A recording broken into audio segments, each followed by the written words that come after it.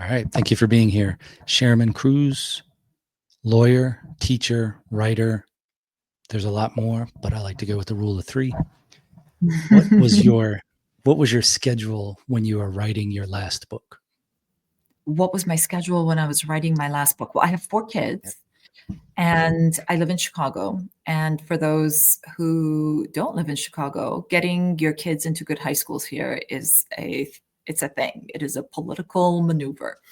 So that was a primary issue. I also teach reasonably full time at Northwestern University School of Law. And so I was juggling the kids, my speaking career, my writing demands, and I also at that time was still producing. So I produced about 80 TEDx talks, TED and TEDx talks. And so I was in the middle of production for a good chunk of that as well. But the way that writing works is you can chunk it up however way you like. So I would just take every day as it came and try to get in a solid 5 hours of writing time per day if I could. And during periods of time when I was writing, because other periods you're waiting for your editor to get back to you and things like that. And so that was sort of how I took it, one day at a time. Was it mainly then about writing for the whole time you had set aside, or was it writing for word count, writing for topic? How did you split that up a different way? I just went with time. And sometimes I would have goals, but only when it was a very unpleasant task. For example, today I will cite check chapter 6. That's really something that you're going to leave to the end, because there's nothing enjoyable about cite checking chapter 6 to make sure every single article and journal is cited to properly and accurately. And so those are things I could give myself as tasks, but otherwise, no, it was just time. It was just time. And if I sat there for 3 hours and I didn't do anything but writing exercises, it still counted. I did my job today. And so that was generally the way I approached it. I like that. That's how I justify writing to myself too, is like, today, am I a writer? I don't know. Did you write anything? So you got to figure out if you're a writer today, and you just take it one day at a time.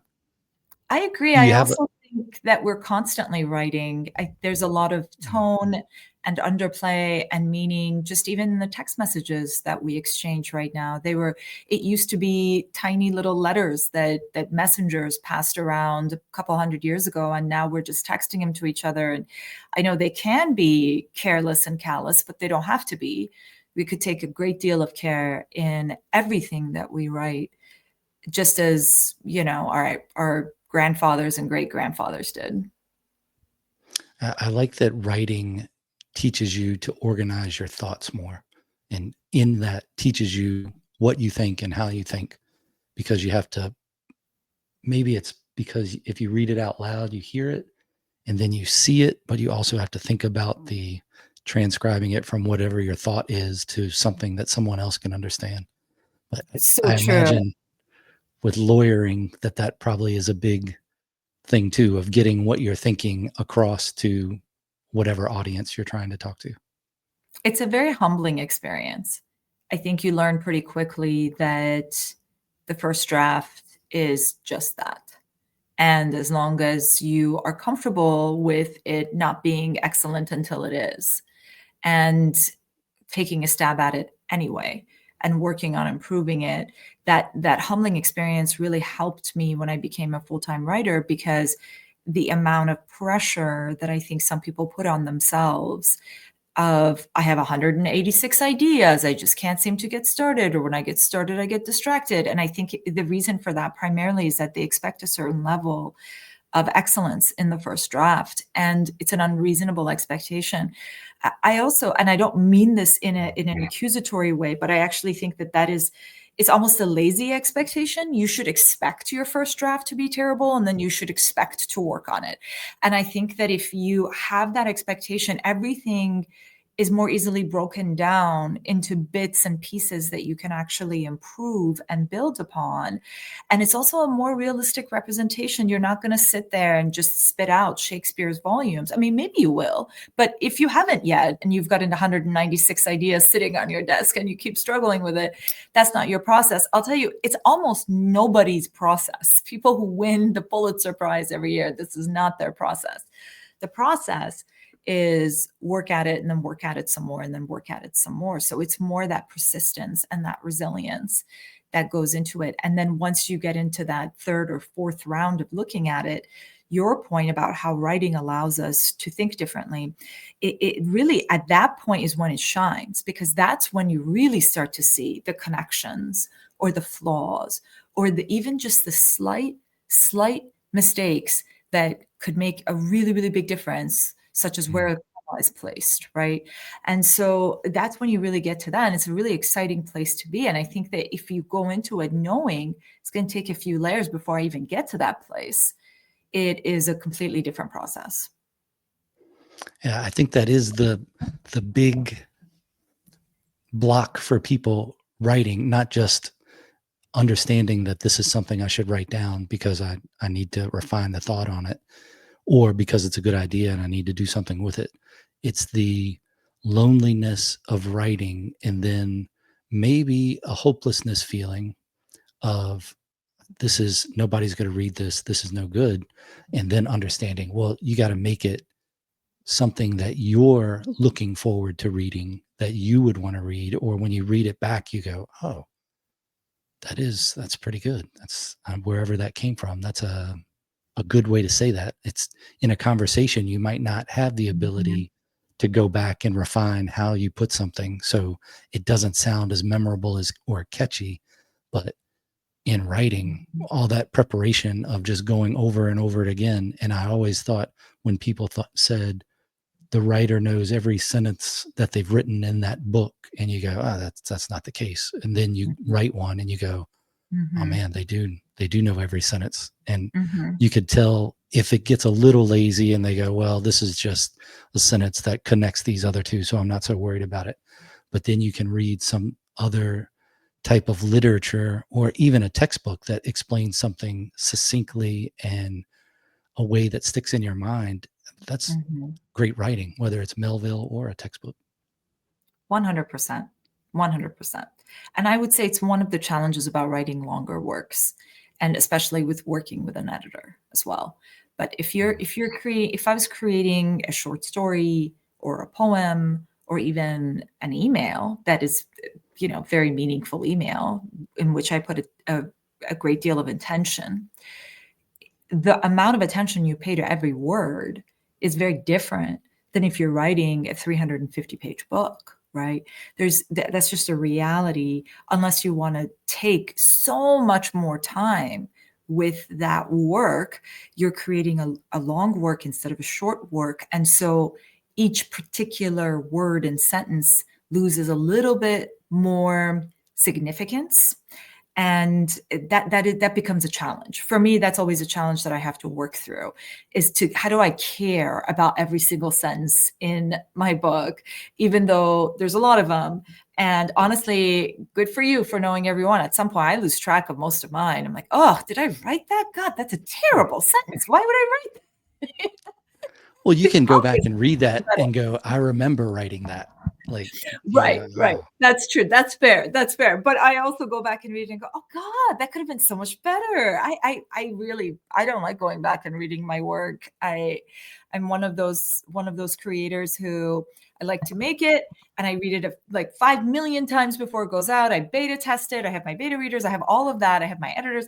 And then when it's out, it's out. I'm done. Other than at a book reading, I'm not referencing the book, which I actually think is something I might need to change, because I think I can learn a lot from the way I could have done things differently. But it is just very, very cringeworthy when you go through it and you have that experience. Well, you can see how the writing gets better, where you can say, this is the first thing I've written and this is the most recent or a thing I put the most effort into. But it's when there's a movie A River Runs Through It, which is a Brad Pitt movie from probably the 90s. Mhm. And his dad was a teacher or a preacher, and he taught him how to write. And they would do these writing exercises, and then the dad would look at it and go, okay, half as long. And I think about that a lot when I write, because I go, how can I say this shorter?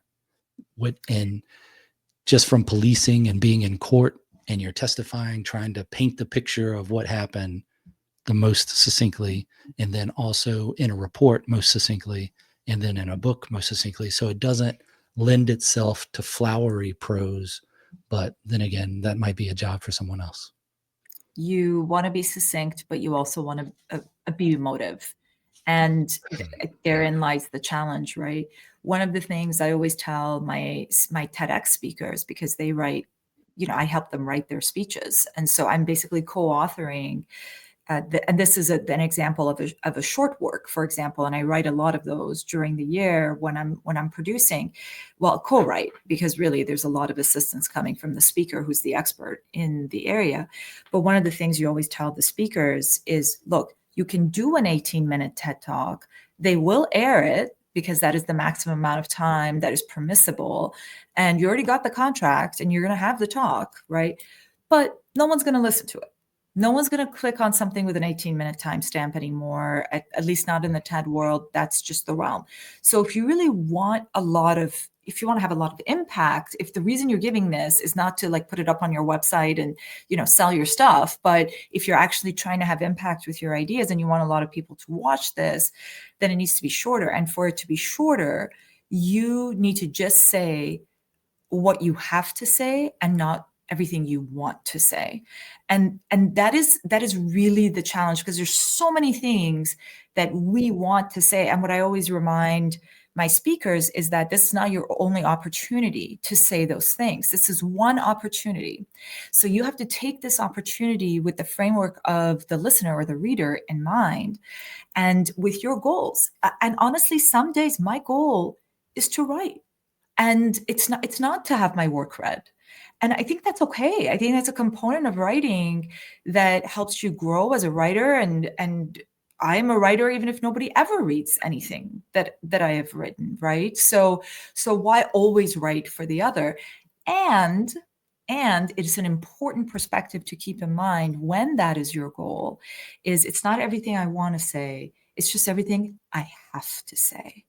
And that's the sense. What do I have to communicate about the emotions in this moment? What do I have to communicate about the position of the objects or the colors of the rug? Not just what I can or what I feel like, but what do I have to in order to create the emotive effect that it is my intention for this particular scene or chapter or image. So that's usually what I fall to. I agree. Brevity is the key, especially in public speaking. Just think of it like the short story. You're covering one topic, one main topic. So cover that and then be quiet. Well, you got to say, it's all kind of a privilege, right? To have any kind of a platform and to have any kind of an audience, anybody listening to anything you got to say is really a privilege, and something that a lot of people don't have. Most people go around life and they actually have meaningful, important things to say, and man, no one's listening. And it's a component of the eternal existential crisis. Those of us who have an audience have a responsibility toward that audience. And that responsibility is beyond entertainment, but actually extends to that. How do I entertain them long enough to listen to the message, right? Or to listen to the whole story? And I have that. That's a component of the responsibility that I have by way of the privilege of having this platform. Where do you think that the ideas or, the idea comes from? Like, do you think it's something that we manifest within ourselves? Does it come from outside of us? It's that whole idea of no one's listening. Like, do you visualize a muse for your writing, or is it you 100% and nothing else? I personally have never had a problem with ideas. It's more the organizational aspects and the discipline aspects that for me came later in life. The ideas for me free flow all the time. And I think it's just an aspect and component of my personality. I draw ideas from everything, everything. So, I mean, the movement of the leaves while I'm taking my kids to school can give me an idea for something. Or even just sitting there, people watching at a cafe. And you can have your writers always play this game, right? You're at a cafe, you start naming the people around you, start giving them jobs and occupations, and then you got to give them relationships, and then you got to give them conflict, and then you got to give them problems, and all sorts of things pop into your head. So I think so much of it for me has always just been allowing myself to experience that rush of ideas, and then also trying to avoid, it sounds really mundane and almost colloquial, but trying to avoid being on social media. That's the crap that stifles your creativity. I genuinely believe if you just go for a walk and do a sound meditation, you'll come up with a couple of ideas. It's just something that happens on the walk. I know you've done a lot of research and writing about the Stoics, but do you share the Stoic idea of muses, or how do you think that, like, not just the ideas, they seem like they're always there, but backing out farther from that, where do you think they're coming from? Like, This is is a that bit I understand the question now, and okay? this is a very, very interesting question. I do write a lot about the Stoics. The Stoics, of course, approach everything from a place of logic and reason and justice. And whereas a lot of the ancient Greeks had different ideas about muses and passions and things like that. Here's what I would say. I think there's a whole group of people that believe creativity comes from pain. It comes from suffering. It comes from overcoming. It comes from resilience. And there's a much smaller group of people that genuinely believe creativity, true creativity, comes from joy. So the muse is the emotional experience itself, right? Assume both those people are right, and that there are different ways of approaching creation and creativity, that it can come just as much from your suffering as from your elation, that it can come just as much from your dedication as it can from your apathy. And so it's the emotional experience itself, reflecting on it, understanding it, and then allowing yourself to fully experience it. One of the things that we do in Stoicism is we talk about the richness of the emotional experience and how important it is to be in control of that and to not allow your emotions to dominate you and to make you their servant, but for them to be serving you and giving you information. And in order to do that, sometimes it requires us to fully experience an emotion in a manner that is healthy and appropriate at the right time, at the right place, right? Throw ourselves into the vulnerability of that moment in order to experience it within the correct parameters, right? And confines. And allow that experience to move us forward while remaining in control of it. And I think that for me is a daily and constant challenge. It's not necessarily an easy thing to engage in. And for me, I have my own practices and habits and how I go about doing that and striking that. And for me, it's a lot of embracing discomfort and moving forward with that and pushing through it that breeds creativity and ideas. How does it work for you? I think I visualize a lot, and then Mhm. I agree. Well, maybe it's not something agreeing with, but I like the idea of stifling your emotions. And I think that there are times where you can't get that full brunt of whatever emotion it is, happy or sad, whatever on the spectrum, that you need to be even as much as you can. That doesn't mean you ignore those things. I think you just put those away and engage with them later. And maybe that's the writing part where you can pull those things out. Like if you visualize it, stuffing it into a sack or putting it on a shelf and then just saying, okay, that's there. It's something I'm going to have to deal with, but not right now. And maybe that came from policing and from military or whatever. But I think it's useful in that sense, to where you can let the reason come out of it more, like the stoic part of it. So it's not just policing and military, it's also Buddhist meditation. It's also a very actually like spiritual way of thinking about the world in a manner that does not overinflate the significance of any single event, that accepts the event as something that has occurred, the stimuli as something that has occurred, allows introspection between the introduction of the stimuli and the response, right? That space between stimuli and response, that space where a lot of things exist, a lot of things push and pull, race, power dynamics, money, a lot of things exist in this space, right? But so do you. And as much as discipline can take control of it, that discipline can be just as much Buddhist as it can Stoic. And I think when we think of it that way, it softens the ideas of Stoicism a little bit for us, where we think of it not as emotional suppression, but as control.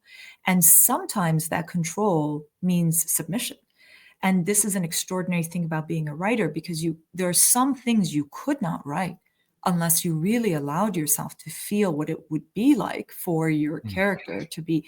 But you have to do that at the right time, in the right place, right? That's what Aristotle was talking about. Aristotle was talking about feeling the right thing at the right time, in the right way, for the right person in the right place. You're in charge of when you feel that, just like you're in charge of who you allow yourself to be vulnerable to. But you don't go through life invulnerable to every human being you ever meet. Life would be worthless, right? It would hold no meaning for you. But you also can't walk around allowing everybody to sucker punch you everywhere you go. And so it's that control, and you take that control into your writing as well, and into your experience as a writer. And it's a huge component of what Stoicism is. How do we dominate that realm, and therefore even enrich the emotional experience itself at the appropriate time, right? Like recently, I lost someone who was really dear to me, and I lost my brother-in-law less than a couple months ago, and every once in a while I will submit to the grief, and that submission is, for me, almost akin to a religious experience, because it is so profound and deep. And it's not just sorrow, by the way, it's also a heightening of emotional understanding when you submit to the grief, because you submit to the idea of death and how temporary life is, right? And so suddenly everything gets more meaning. Suddenly your chocolate tastes sweeter. Suddenly your child's laugh is just more delicious, and so there's certain things that I think you can submit to at the right time in the right place to allow yourself to experience the full of your humanity. And we have to make sure that that is also a component of our Stoic training. Yeah, I have seen the link of Stoics and Buddhist. And when I think about dealing with something that seems overwhelming, what I visualize is the Buddhist guy in on the edge of the ocean and a wave coming up. That's my visual for it, is like, okay, this is just the thing that it's temporary, or I mean, it could be a flood forever, whatever, but you're not going to stop it. So how do you deal with it? So the warrior monk, the samurai in a way, if you will, Mm. the warrior who has that concept of being in touch with all that is around them, and also has the control, and also has a warrior spirit. And that warrior spirit isn't just about physical battle, right? It's also about emotional battle. It's also about dealing with your trauma, with your fear, your anxiety, your anger, your jealousy, all of these things. And fear can be fear of commitment. It can be fear of vulnerability. Fear can be fear of anything. And it could be super healthy. I am afraid of committing, maybe because this person is toxic and I shouldn't be around them, right? Or I'm afraid of committing because I am afraid of making myself vulnerable to anyone ever.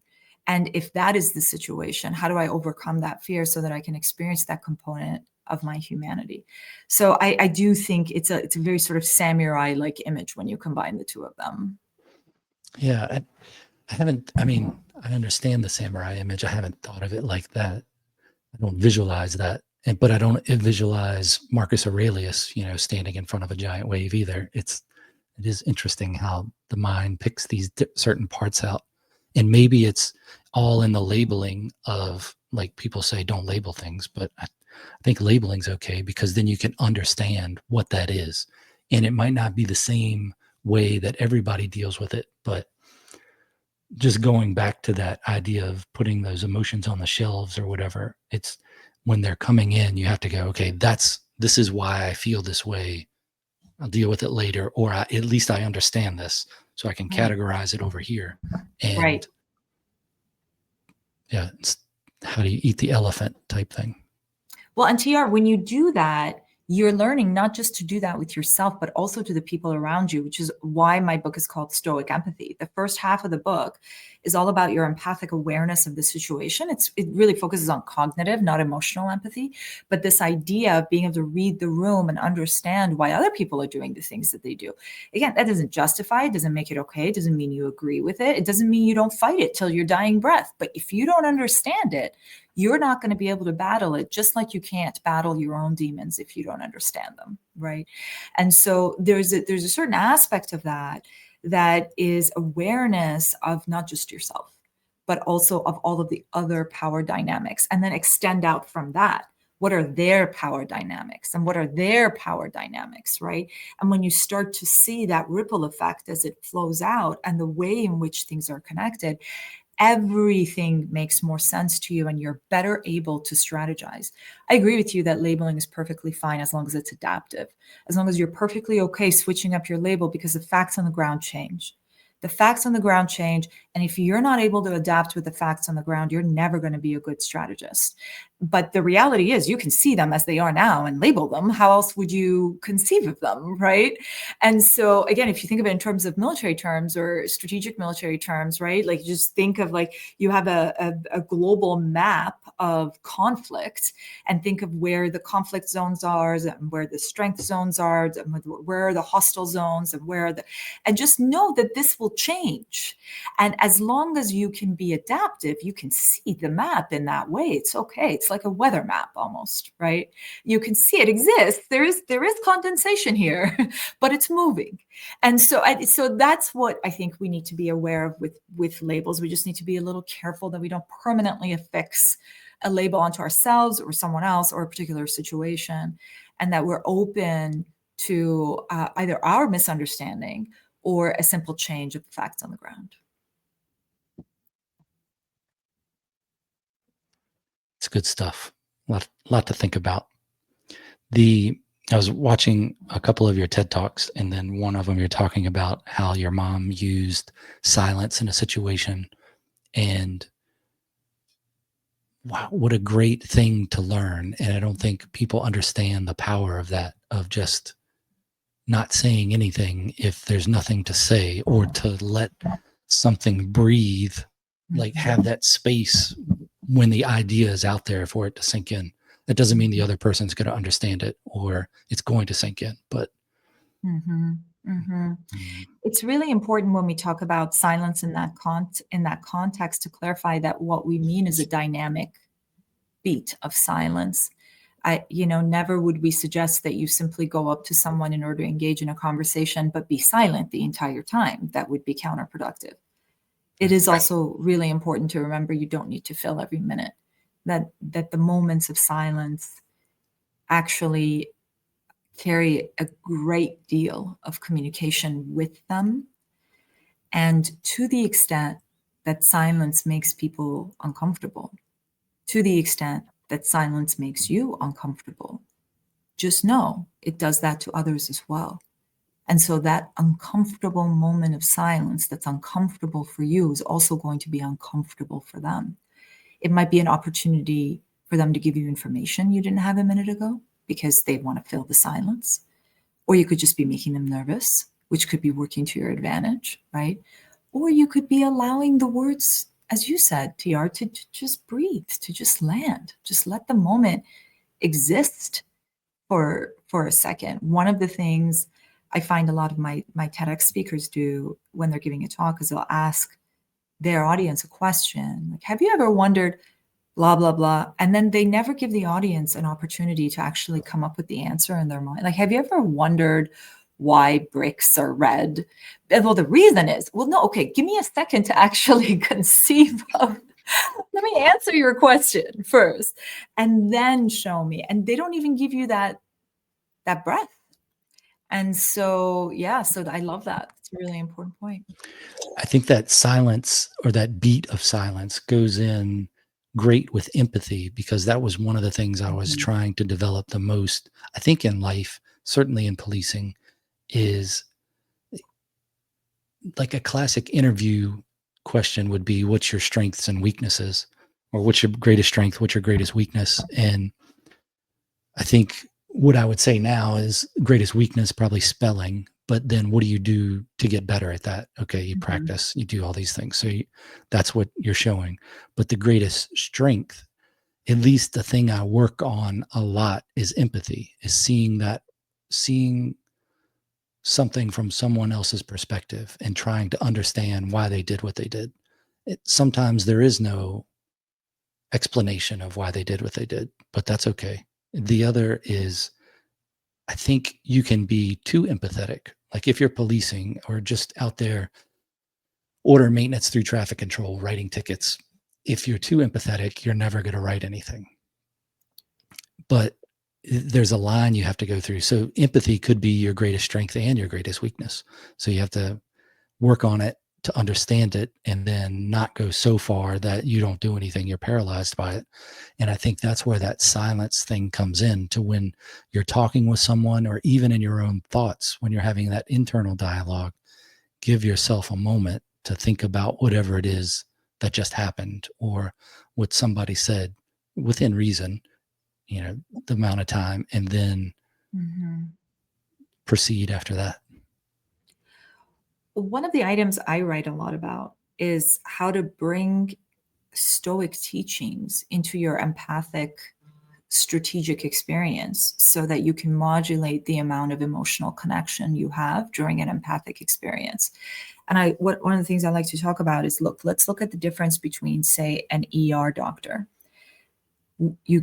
There's wheeled in a 7-year-old kid with a bunch of bullet wounds, right? You're the ER doctor. You're responsible for healing that child. Of course, you have to see things from that child's perspective, because you have to see where the hurt is, right? And a part of you actually needs to care about whether the kid lives or dies, right? And a part of you needs to care even a little bit more to ask a follow-up question, so you don't release the kid back into the hands of the person who shot him, right? But you can't lose your emotions over the kid the way that kid's mom might, right?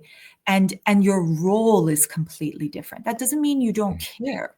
It doesn't mean you don't care. It just means your responsibility in this moment to this child dictates a different type of empathy. So in my book, I break it down between emotional empathy and cognitive empathy, right? On the one hand, you have your pain in my heart, right? And on the other hand, we have, look, I'm not walking in your shoes, but I'm smelling what you smell. I'm seeing what you see. I'm hearing what you hear. And this allows me to better understand, even if there's no reason, it better allows me to understand the context, right? And then in reality, you're never a total robot ever, right? Because you're a human being. So it's really more of a spectrum. And so you use your Stoic skills to decide where you want to be in the spectrum. And y'all already do this, right? People do this when you meet a stranger. You don't trust them the same way you trust your best friend, right? You allow a different form of emotional awareness and understanding. And the more information you gather, perhaps the more of that trust you gather, perhaps the more of that vulnerability you put in, perhaps the more of that emotional attachment, because it's safer, more appropriate, and really just more rational. And so we need to know the difference between, am I a doctor in an ER? Is this person hostile to me or friendly to me? What is my power dynamic in this situation? What is my responsibility? So that at the end of the day, the goals of Stoicism and empathy combined is for you to show up in the way that you want to show up, not in the way that I want you to show up, but in the way that you want to show up in accordance with your moral values. So you don't walk away from that situation saying, oh, I should have done this, or I could have done that differently. And I want you to walk away from that situation thinking, I did that in a manner that's consistent with who I want to be, or at least as frequently as possible. And so we want to use that space that we're creating between stimuli and response and bring our empathy and our stoicism into it to guide us so that we can show up in accordance with the moral values. And those moral values might be, don't lose your cool, heal the patient, right? Or defeat the enemy. But they might also be, submit to the kiss, right? Fall in love. Like they could be those things. And I think that that's an extraordinary component of the human experience. And if we took that away from ourselves, that we would be half a person. So we have to be really careful about both ends of it, as you said, the pitfalls and the dangers, and just be in control, be the master. Why do you think we exist? That is, I love that question. I'm not a person of faith. So for me, it is unrelated to dogma of any kind. And at the end of the day, I don't know why we as a species exist, but I know that in my existence, I know what I want to accomplish with this existence. That much I know. Whatever the reasons are that I was given the opportunity to live and breathe on this earth, none of it, by the way, is earned. Plenty of babies die before they've taken their first breath. Plenty of children die. There's so much unfairness. There's so much injustice, right? Everything I am given, every moment is extra. And I know what I want to do with it, even if I don't know why I'm being given it. And I'm comfortable with that path. And I'm also comfortable with the mystery. There's something really beautiful about it, I don't know why this is here, but it's here and it won't be here forever. And I'm not entitled to it. And the only question I have then is, what can I do with it? And the primary answer to that is to not waste it and to try to have as meaningful an impact as possible. And that's the approach I try to take in really every situation, every day, as long as I can keep my wits about me, which I don't always. I lose my cool, I lose my temper. We all do. I get frustrated in traffic, things like that. But whenever I do, I can remind myself of this. And this is my existence. That moment sitting in frustrating traffic, that too is a bonus. You're not entitled to it. So, Yeah, I would picture the monk standing in the water with the wave washing over the mist of traffic, just to take that moment. How do you account for, or have you thought about reconciling why there is pain in this existence? I do believe that pain is necessary. I believe pain and suffering are necessary in order to experience joy and enlightenment. I do definitely believe, I think it's the same coin, just two sides of the exact same coin, right? If it wasn't for full submission to love, there would be no suffering over the loss of that love. And therefore they both need to exist. Just as much as we don't know why we exist, we also don't know why we die. We don't, not in a philosophical way anyway. And again, unless you're a religious person, in which case this is some sort of trial for whatever your afterlife is, and there's some sort of grander purpose. And that's wonderful if that's your approach toward the world. It isn't mine. Mine is a very different approach toward the world. I don't know why I'm here. I don't know why it will end, but I know that I am here, and I know that it will end, right? And I know that within this time frame, I have a certain level of responsibility toward the world. And I know that I wouldn't be able to feel the highs if it wasn't for the certainness of the end or of the lows. It just, as Shakespeare said, if every day were holiday, to live would be as tedious as to sport. And it's the reality is that we would become bored in this existence, and people do.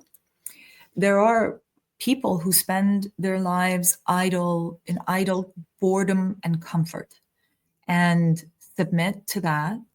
And listen, I like a good couch and movie as much as anyone, so I'm not judging that. I'm just saying a life spent in comfort is a life wasted, because you experience neither the low nor the high, and there's a kind of a cowardice to that. And so I'm grateful for it. I mean, I say that as someone who's in deep pain right now. I'm grateful for the pain, because if I didn't love the person I lost, I would not have this pain. And if I didn't love the person I lost, I wouldn't have had that love in my life. And it too was a bonus that I was not entitled to. And so it is more of an acceptance for me. And that actually also goes back to the Greeks, right? The dichotomy of control. What is in my control and what is not? And how do I accept that which is not? And how do I exercise that which is?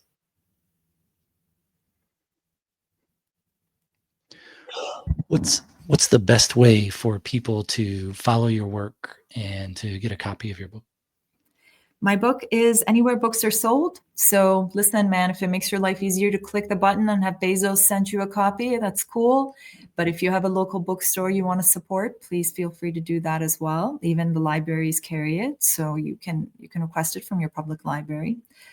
And you can follow me on Instagram, on LinkedIn. I'm also starting to get on Substack. So I'm new. I'm new to the Substack world. So any advice anybody has for me on Substack would be greatly welcome and appreciated. Yeah. And then is your website still going on? Yeah, stoicempathy.com. Feel free to go and take a gander, or you can go to my name, sherminkruse.com. I just happen to have been gifted with an impossible to say and impossible to spell name, which of course makes for a terrible branding decision to name my website after myself, but alas. I mean, I like it. I feel like that's kind of a dig to how I pronounced it and messed it up, but that's okay. Yeah, it's really about you. So I'm really glad. I'm glad you brought you up. Yeah. The website is very, I like it. It's definitely a stoic looking website. I can appreciate that. Clean lines, get right to the point. Yeah. I like it. Generally the goal, clean lines all the way through, unless you want your lines to breathe. You know, it's funny that you say that, and I know we're wrapping up, but I took my kids to a graffiti art experience this weekend, because I'm that kind of mom. And by the way, the last time I took my kids to a graffiti art experience, it was in Bogota, and we were in like the inner city of Bogota, and we were on a rooftop with a real graffiti artist in Bogota. But this one was like in a structured classroom in the city of Chicago, where they give you a canvas and they teach you how to use the spray paints. And it is so much more difficult to have a clean line with the spray paint, as I'm sure you can imagine, right? You have to obviously use stencils and edges, and then you have to be careful where you hold the paint and how you move the paint as you spray it forward so it doesn't drip. And it's so much easier. So it's like, you know, the more experienced and the more disciplined you are as a graffiti artist, the cleaner your lines are. And it's a really, I think for me, a really interesting allegory to life. And sometimes, man, it's cool. Get messy, get in there, be a 9-year-old, you know, just spray shit around and enjoy life. But overall, you're going to need to have some of that structure and some of those clean lines. So I I live for the clean lines. Nice. All right. Well, your links to Instagram, LinkedIn, and then to your website will be in the show notes for people who want to check those out. Also, there's some to your YouTube videos, which have your TEDx things. I think there's a Spotify link in there too, but yeah, I know you have a time limit. Thank you very much for your conversation. A lot to think about. So I will think about it. Any thoughts in closing or things you wanted to talk about that we didn't? Well, my biggest takeaway from this is that I need to work out my arms more, because I've been staring at your arms during this whole thing. And I have like these puny arms, and you have these arms that take up like the entire screen. And all I'm thinking is, okay, I need to work on my push-ups. Well, I don't know. What is it that I'm not a big fan of gyms or anything. The Work on my arms. I was That's my watching this takeaway from this conversation. YouTube video last night that came up for some reason, I don't know, and it was talking about the origins of bodybuilding and how they didn't have giant pecs or chests because they didn't do bench press much. They were forming themselves after Greek statues, and Ah, the Greek statue was more of a functional fitness right. of like war fighting. Like I like that idea of it, is you're doing more pulling than you are pushing. So that's why the Greeks didn't have giant chests in the statues and everything. But there was this weightlifting guy, I think he's dead now, really radical, huge guy that had some YouTube channels and things. And he talked about different types of weightlifting that you should do. And one was skull crushers. This is for his arm workout. Skull crushers are just, you have your barbells or weights or whatever, your arms Okay. are up, and you're just doing curls Okay. like in this realm, and you're not going slow. It's just I mean, so Wow. you do, and I he don't know. goes, you do 100 of those a day, sets of 20. Uh-huh. And then that's working on triceps and biceps. So you can do it farther back behind your head for the tricep, and then curls up more. I think a skull crusher is more for the tricep. So think about the bottom of the arm, and then curling, you do the same 100 of those a day. And he's like, you will see a difference in 3 days. I just want my And husband to you come do home see a today difference. and to tell him that I had a great conversation with a guy about crushing skulls today and learned some Well, cool skills, some sometimes you skulks. have to crush skulls. Sometimes you Yeah. gotta crush a skull or two. Yeah. Final But thoughts for today. I do wanna say you are brilliant. I love your work. Thank you so much for having me on. Thank you for asking these questions. Thank you for allowing me and this audience to ask ourselves these questions. And without them, life would be worth far less than it is. So thank you for the work that you do. thank you very much for your time. The links are in the show notes for anybody that's interested, and I'll talk to you on the other side of this musical exit. Sounds good.